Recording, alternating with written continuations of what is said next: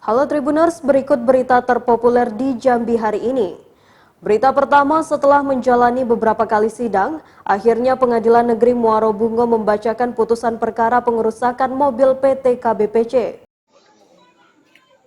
Sidang yang dimulai sejak pukul 10 waktu Indonesia Barat itu dikawal ketat oleh pihak kepolisian dengan bersenjata lengkap. Tak sembarangan orang yang bisa masuk ke dalam ruangan tersebut. Tak hanya masuk ruangan, masuk kawasan persidangan juga tidak dibolehkan. Bahkan awak media yang ingin meliput pun sempat dicegat. Untuk ke ruangan sidang harus melewati beberapa pemeriksaan, mulai dari pintu masuk setelah gerbang hingga ke pintu ruang sidang. Pintu kedua dijaga ketat oleh pihak kepolisian yang menggunakan senjata lengkap. Petugas kepolisian mengatakan jika hendak datang mengikuti sidang harus sebelum berjalannya sidang. Untuk diketahui, Mardedi dilaporkan ke Polres Bungo dalam perkara tindak pidana secara bersama-sama di muka umum, melakukan kekerasan terhadap barang atau pengerusakan pada Jumat 2 April 2021 sekira pukul 11.52 waktu Indonesia Barat di Jalan Tambang depan Stokfile PT KBPC Kecamatan Muko-Muko Batin 7 Kabupaten Bungo. Atas kejadian pengerusakan tersebut, PT KBPC mengalami kerugian material sejumlah 30 juta rupiah dan melaporkan ke Mapolres Bungo. Berita kedua, terjadi lagi kecelakaan maut di Kabupaten Batanghari. Seorang pengendara sepeda motor tewas setelah terjadi kecelakaan lalu lintas.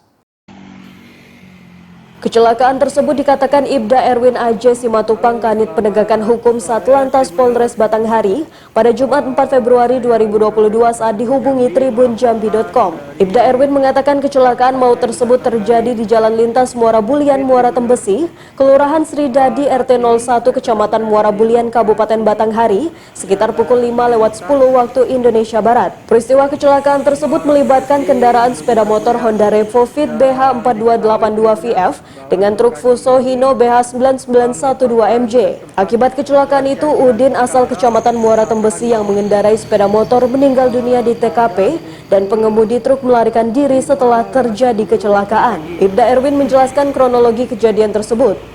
Menurutnya sesaat sebelum terjadi laka lantas ini, Udin yang berjalan dari arah Muara Bulian menuju arah Muara Tembesi melaju dengan kecepatan tinggi sehingga hilang kendali.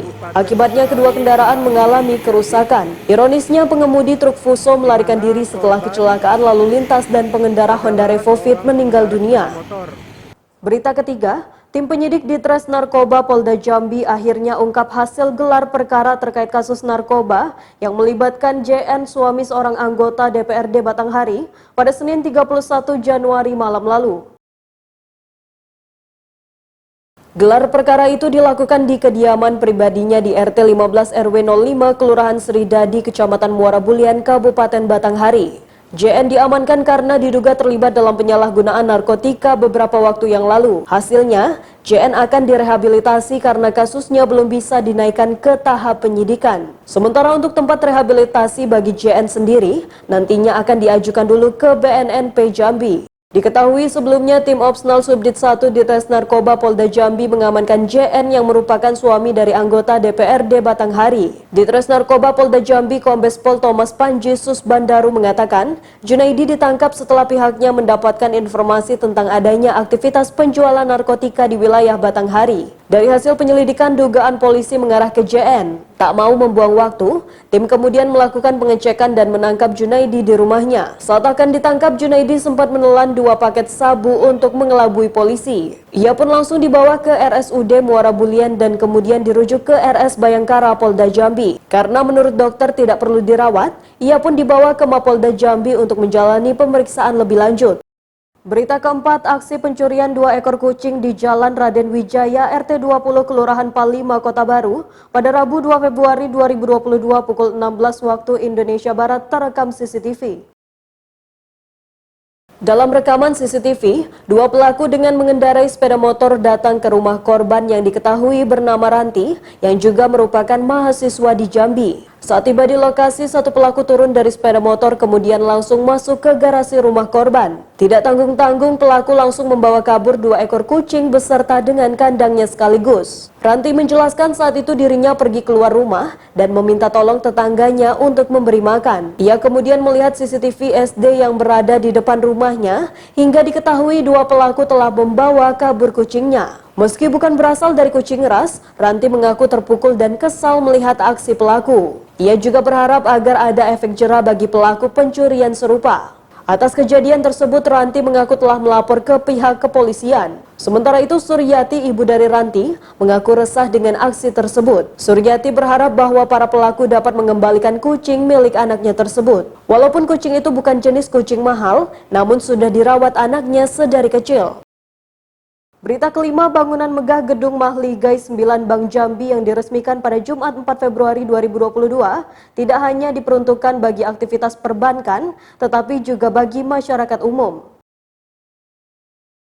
Masyarakat yang ingin bersantai menikmati sore maupun malam hari, Gedung Mahligai Jambi bisa menjadi pilihan.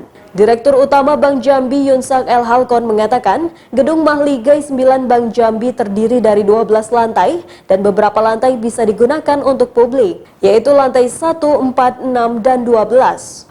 Untuk lantai yang dapat diakses oleh publik itu di lantai 1 dan 6. Di sana bisa digunakan untuk mengadakan berbagai kegiatan dan di sana juga terdapat ballroom. Di lantai 4 terdapat area publik berupa masjid, gym, dan food court yang menyediakan berbagai makanan.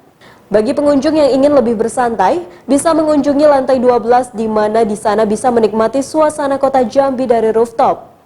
Dan juga bisa menikmati berbagai makanan dan minuman. Demikian berita populer hari ini, simak terus update berita terkini di YouTube dan Facebook Tribun Jambi.